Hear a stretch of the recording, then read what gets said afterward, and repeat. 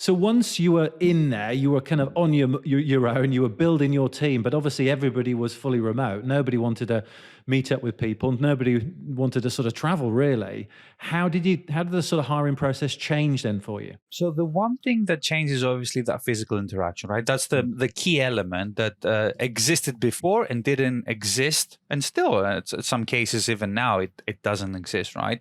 And we all know that human beings, are hardwired to create an impression in their mind, the first impression, by seeing somebody, right? When you see somebody face to face, you always create a first impression in your mind, whether good or bad, right? And it's almost like an unconscious bias that you have when you first meet somebody.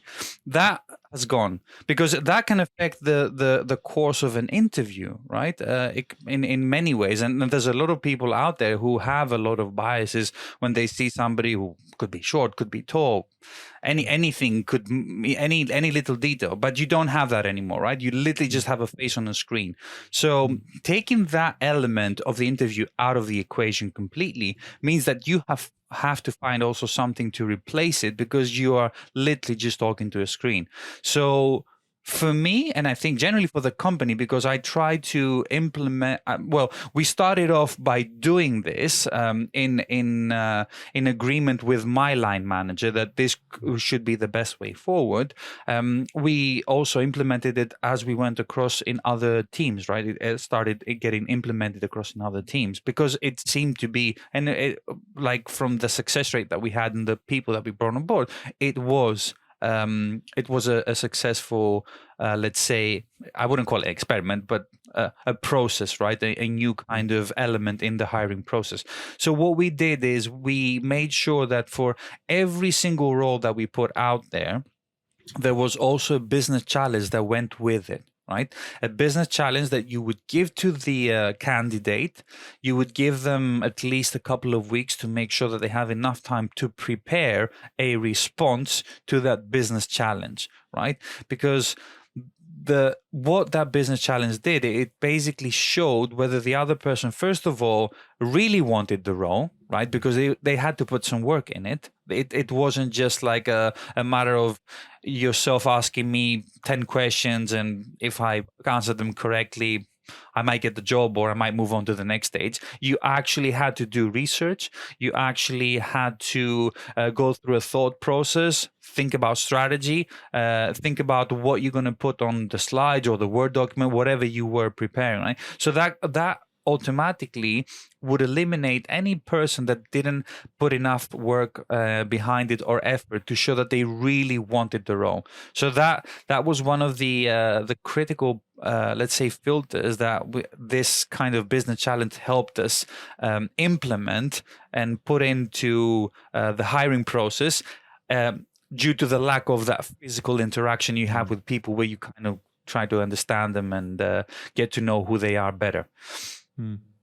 And at what point did you sort of give them that process then? Was that kind of up front before the initial conversation then, or was it sort of after that initial conversation?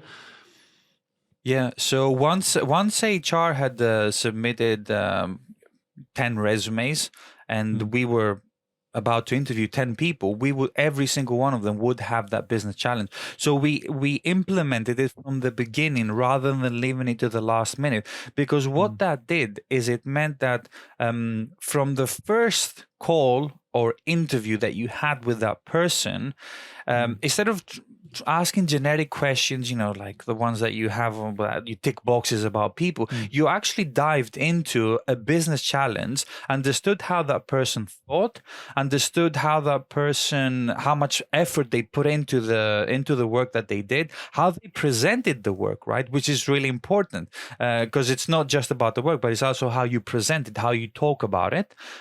Then it was much easier to move on to the next stage, because the next stage, you already had a very good idea of what that person was able to do within a matter of, let's say, a week or 2 weeks, whatever amount of time you had given them to prepare this business challenge.